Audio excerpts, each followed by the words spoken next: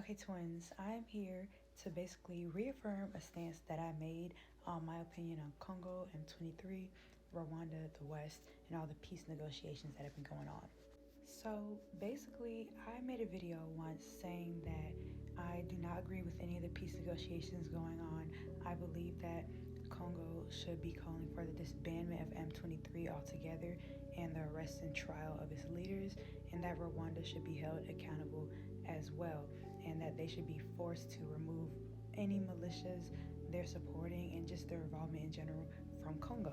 And I'm also here to address a lot of these comments because when I made that video, I got a lot of agreement, but also a lot of disagreement and denial and pushback. So I'm just here to argue back and reaffirm my stance. So let me start by saying this. When I say free Congo, I am talking about the people more than anything.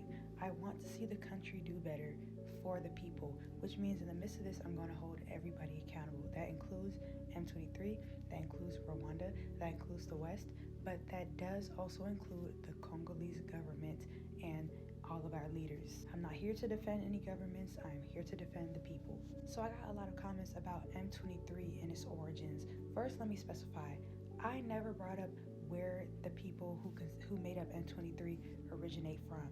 I was talking about the fact that they are Rwandan backed, meaning they're supported by the Rwandan government. I'm very aware that most of them are Congolese Tutsis who either their families fled from Rwanda years ago and they grew up in Congo, or because Congo was drawn by artificial borders by Europeans, they really could just be Congolese Tutsis who are just very far east in Congo and share the same ethnicity as the Rwandan Tutsis. It could be either or, but I said they are Rwandan backed. Now the problem with them being Rwandan backed specifically, because I've also been told, oh, there's many rebel groups in Congo. I know that, but the problem is M23 is Rwandan backed, which makes this an international issue and a violation of Congo's sovereignty.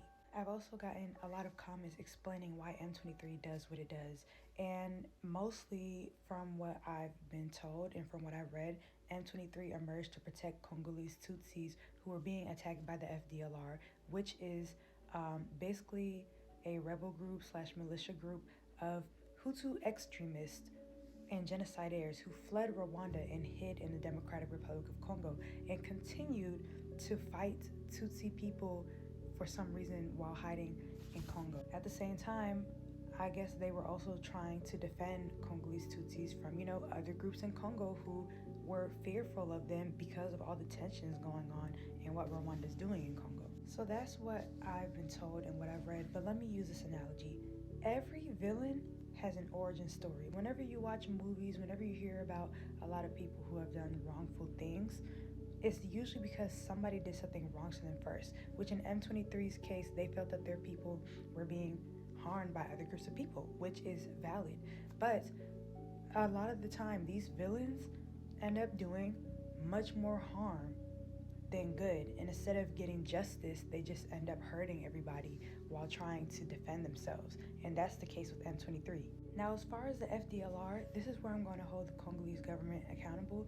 They should have worked much harder, and this is due to our own government's corruption and lack of military. They should have worked much harder to get the FDLR out of Congo and turn them over to Rwandan authorities. But at the same time, we also can't skip the fact that Congo did try and even teamed up with the Rwandan government at some point to try and defeat the FDLR altogether, but because Congo has issues with things like maintenance in general, we weren't able to wipe out everybody, and there's still a prevalent issue to this day. Another thing that got brought up was the accusation that the Congolese government had worked with the FDLR at some point. And the thing is, that is an accusation from Rwanda that later got backed up by a 2022 UN investigation suggesting that there are FDLR fighters in the Congolese military. It doesn't specify when this could have occurred, so it's definitely not something for 2025. At the same time, I believe that this could be possibly referring to back when Congo and Rwanda fell out and Kabila the father was allowing Hutu fighters to be in the Congolese military who later broke away and formed the FDLR, which is a fault on his end for allowing Hutu people without knowing their background to be in the military to begin with. But it has nothing to do with the formation of FDLR.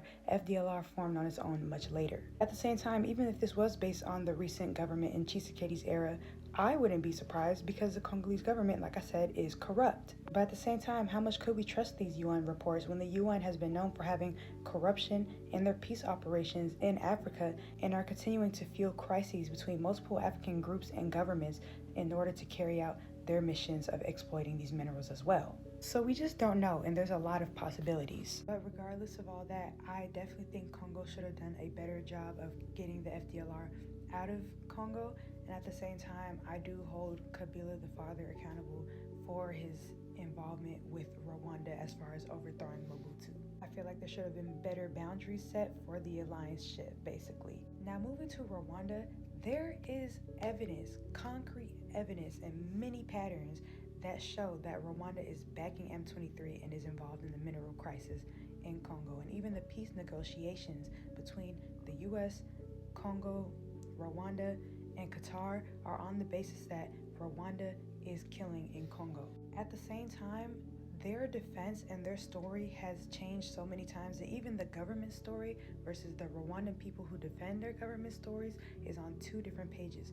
First, the government was saying that they had nothing to do with Congo, while the Rwandan people were saying they were defending their own people. Now the government story, and now the people have shifted to the story of Rwanda is fighting against the FDLR in Congo.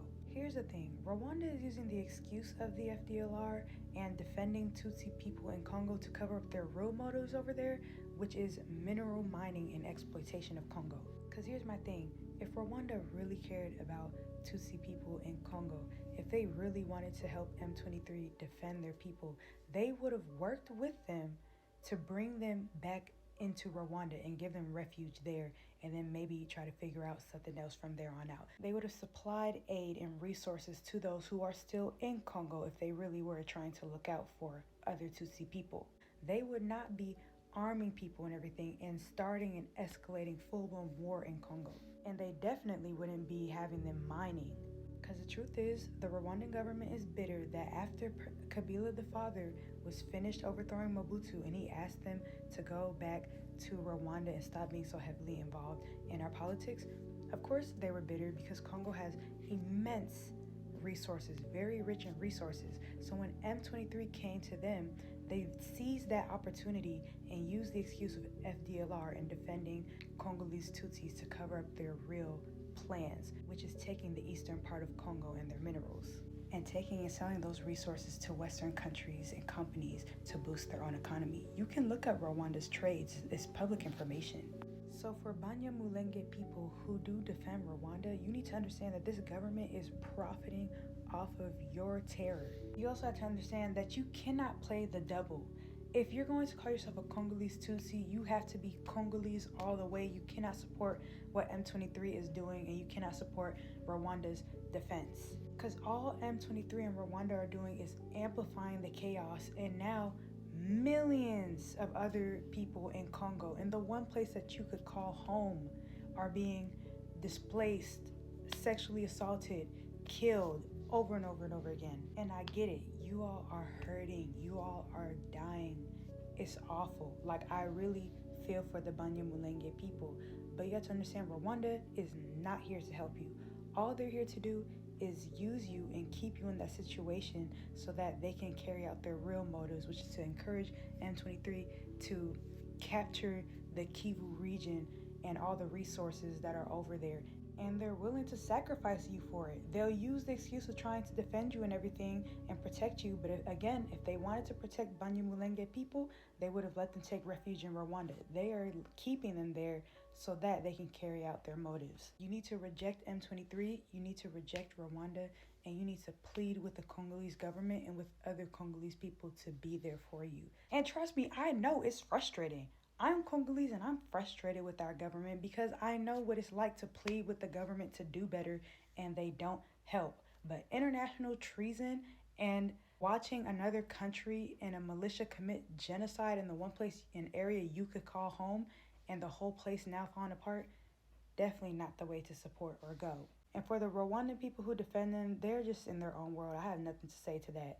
And on Congo's end, I feel like the reason why there's been so many delays in this process or a lack of calling for firmer action is because holding all of these other people accountable puts our politicians at risk of exposure for for their own corruption and separate deals from the whole M23 thing and whatever. You know, like other rebel groups they may be working with to give minerals out to the West on their own. Like take the whole situation with the president's former advisor, for example. He got exposed trying to work with people to exploit 40% of Congo to Western countries. Stuff like that could get exposed that's completely separate from the whole M23 situation, but still along the same lines, and exposes all of these patterns of exploitation from not only external factors, but also our own government at the same time. That's all hurting people in Congo at the end of the day. This is why all of us who do know better, all of us Congolese, the Banyamulenge, the Rwandans who know better and want the betterment for our people, we have to stick together and plead with all leaders to do better. We need to get together and elect better politicians. We need to get together and implement and encourage better policies. So I stand on what I said. We need Congo to call for the disbandment of M23. We need Rwanda to be held accountable. And we also need to hold the West accountable and boycott Western countries and companies who are profiting off of and fueling this crisis.